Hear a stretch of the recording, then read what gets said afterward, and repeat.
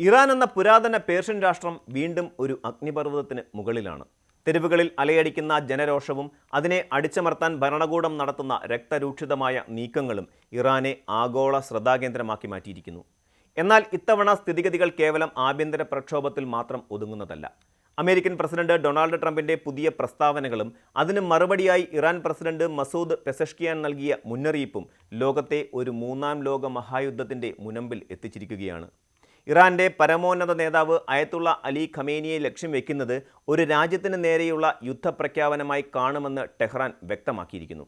American president Donald ട്രംപിന്റെ രണ്ടാമത്തെ ഭരണകാലം ഇറാനുമായുള്ള ബന്ധത്തിൽ വലിയ വിള്ളലുകളാണ് വീഴ്ത്തിയിരിക്കുന്നത്. ദശാബ്ദങ്ങളായി നിലനിൽക്കുന്ന ശത്രുതയുടെ ഏറ്റവും മൂർധന്യമായ അവസ്ഥയിലാണ് ഇപ്പോൾ കാര്യങ്ങൾ. കഴിഞ്ഞ ശനിയാഴ്ച പൊളിറ്റിക്കോയ്ക്ക് നൽകിയ അഭിമുഖത്തിൽ അലി ഖമേനിയുടെ 40 വർഷം നീണ്ട ഭരണത്തിന് അന്ത്യം കുറിക്കുമെന്ന് ട്രംപ് പരസ്യമായി ആഹ്വാനം ചെയ്തു. ഖമേനിയെ ഒരു രോഗാതുരനായ വ്യക്തി എന്ന് വിശേഷിപ്പിക്കുക മാത്രമല്ല, സ്വന്തം ജനതയെ കൊന്നൊടുക്കുന്നു എന്ന ഗുരുതരമായ ആരോപണവും അദ്ദേഹം ഉന്നയിച്ചു. ഈ പരാമർശങ്ങൾ വെറുമൊരു രാഷ്ട്രീയ പ്രസംഗമായി ഇറാൻ കാണുന്നില്ല, മറിച്ച് ഇറാന്റെ പരമാധികാരത്തിന് നേരെയുള്ള കടന്നാക്രമണമായും ഖമേനിയെ വധിക്കാനോ പുറത്താക്കാനോ ഉള്ള ഗൂഢനീക്കത്തിൻ്റെ തുടക്കമായും അവർ ഇതിനെ വിലയിരുത്തുന്നു. ഇതിന് തൊട്ടു പിന്നാലെയാണ് ഇറാൻ പ്രസിഡന്റ് മസൂദ് പെസഷ്കിയാൻ എക്സിലൂടെ, അതായത് ട്വിറ്ററിലൂടെ ശക്തമായ മറുപടി നൽകിയത്. ഞങ്ങളുടെ നേതാവിനെതിരായ ആക്രമണം എന്നാൽ ഇറാൻ രാഷ്ട്രീയത്തിനെതിരായ സമ്പൂർണ്ണ യുദ്ധമാണ് എന്നായിരുന്നു അദ്ദേഹത്തിൻ്റെ വാക്കുകൾ. രാജ്യത്തെ സാമ്പത്തിക പ്രതിസന്ധിക്കും ഇപ്പോൾ നടക്കുന്ന പ്രക്ഷോഭങ്ങൾക്കും പിന്നിൽ അമേരിക്ക ഏർപ്പെടുത്തിയ മനുഷ്യത്വരഹിതമായ ഉപരോധങ്ങളാണെന്ന് അദ്ദേഹം ആരോപിക്കുന്നു. പേർഷ്യൻ രാഷ്ട്രീയത്തിൽ ഭരണത്തലവനേക്കാൾ പദവിയുള്ള പരമോന്നത നേതാവിനെ തൊടുന്നത് ഇറാനെ സംബന്ധിച്ചിടത്തോളം അന്തിമമായ ചുവപ്പ് രേഖയാണ്. 2025 ഡിസംബർ 28 ആരംഭിച്ച പ്രക്ഷോഭം ഇറാനിലെ സാധാരണക്കാരുടെ ജീവിത പ്രശ്നങ്ങളിൽ നിന്നാണ് ഉടലെടുത്തത്. കുതിച്ചുയർന്ന വിലക്കയറ്റം, തകർന്നടിയുന്ന കറൻസി മൂല്യം, തൊഴിലില്ലായ്മ എന്നിവയിൽ മനംമടുത്ത ജനങ്ങൾ തെരുവിലിറങ്ങി. എന്നാൽ ദിവസങ്ങൾക്കുള്ളിൽ തന്നെ ഈ പ്രതിഷേധം ഭരണമാറ്റത്തിനെതിരായുള്ള വൻ മുന്നേറ്റമായി മാറുകയായിരുന്നു. ടെഹ്റാൻ മുതൽ മഷ്ഹദ് വരെയുള്ള നഗരങ്ങളിൽ ഭരണകൂടം ഒഴിയുക എന്ന മുദ്രാവാക്യം മുഴങ്ങി. പ്രക്ഷോഭകരെ നേരിടാൻ ഇറാന്റെ സുരക്ഷാസേന സായുധമായി തന്നെ രംഗത്തെത്തുകയായിരുന്നു. ലോകത്തിന് മുന്നിൽ രാജ്യത്തെ വിവരങ്ങൾ പുറത്തെത്താതിരിക്കാൻ ജനുവരി 8 തന്നെ ഇറാൻ പൂർണ്ണമായ ഇൻ്റർനെറ്റ് വിച്ഛേദനം നടപ്പിലാക്കി. കമ്മ്യൂണിക്കേഷൻ ബ്ലാക്ക് ഔട്ട് എന്ന് വിശേഷിപ്പിക്കാവുന്ന ഈ സാഹചര്യത്തിൽ എത്ര പേർ കൊല്ലപ്പെട്ടുവെന്നോ എത്ര പേർ തടവിലായെന്നോ കൃത്യമായി പറയാൻ അന്താരാഷ്ട്ര ഏജൻസികൾക്ക് പോലും സാധിക്കുന്നില്ല. ഏറ്റവും പുതിയ റിപ്പോർട്ടുകൾ പ്രകാരം ഏതാണ്ട് 5000-ഓളം പേർ ഈ സംഘർഷങ്ങളിൽ കൊല്ലപ്പെട്ടിട്ടുണ്ട്. ഇതിൽ 500-ഓളം സുരക്ഷാ ഉദ്യോഗസ്ഥരും ഉൾപ്പെടുന്നു. മനുഷ്യാവകാശ സംഘടനകളുടെ കണക്കനുസരിച്ച് 24,000-ലധികം പ്രതിഷേധക്കാർ ജയിലുകൾക്കുള്ളിലാണ് ഇപ്പോൾ. ഈ വിള്ളലുകളെല്ലാം ഇറാൻ ഭരണകൂടത്തെ കൂടുതൽ പ്രതിരോധത്തിൽ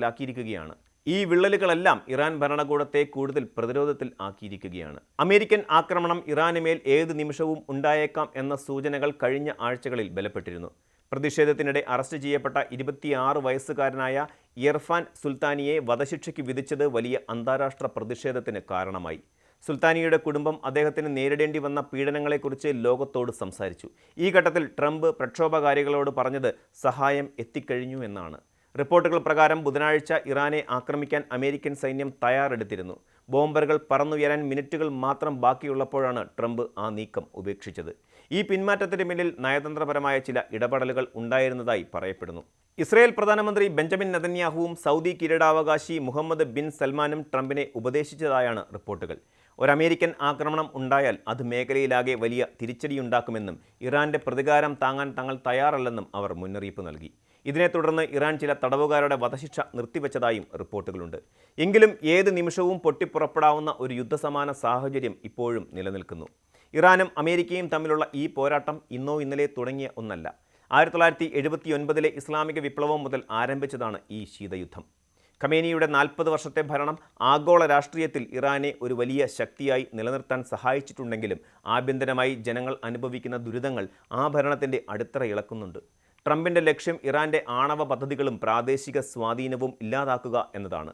എന്നാൽ ഖമേനിയെ നേരിട്ട് ആക്രമിക്കുന്നത് ഇറാനെ മാത്രമല്ല, മധ്യേഷ്യയെ മുഴുവൻ വലിയൊരു ദുരന്തത്തിലേക്ക് നയിച്ചേക്കാം. നിലവിൽ ഇറാനിലെ ചിലയിടങ്ങളിൽ ഇൻ്റർനെറ്റ് ഭാഗികമായി പുനഃസ്ഥാപിക്കപ്പെട്ടിട്ടുണ്ട്. നഗരങ്ങൾ ശാന്തമാണെന്ന് തോന്നുമെങ്കിലും വീടുകളിൽ നിന്ന് രാത്രികാലങ്ങളിൽ മുഴങ്ങുന്ന മുദ്രാവാക്യങ്ങൾ ജനരോക്ഷം കെട്ടടങ്ങിയിട്ടില്ല എന്നതിൻ്റെ സൂചനയാണ്. അന്താരാഷ്ട്ര സമൂഹം ആശങ്കയോടെ ഉറ്റുനോക്കുന്നത് ഒരേ ഒരു കാര്യമാണ്: ഈ വാക്പോരുകൾ ഒരു യഥാർത്ഥ യുദ്ധത്തിലേക്ക് വഴിമാറുമോ? ആണവായുധങ്ങളുടെ സാന്നിധ്യവും മിസൈൽ കരുത്തുമുള്ള ഇറാൻ ഒരു സമ്പൂർണ്ണ യുദ്ധത്തിലേക്ക് നീങ്ങിയാൽ അത് ലോക സാമ്പത്തിക ക്രമത്തെയും സമാധാനത്തെയും തകിടം മറിക്കുമെന്ന് ഉറപ്പാണ്. ഈ സാഹചര്യത്തിൽ ആഗോള ശക്തികളുടെ ഇടപെടലും സമാധാനപരമായ ചർച്ചകളുമാണ് അത്യന്താപേക്ഷിതം.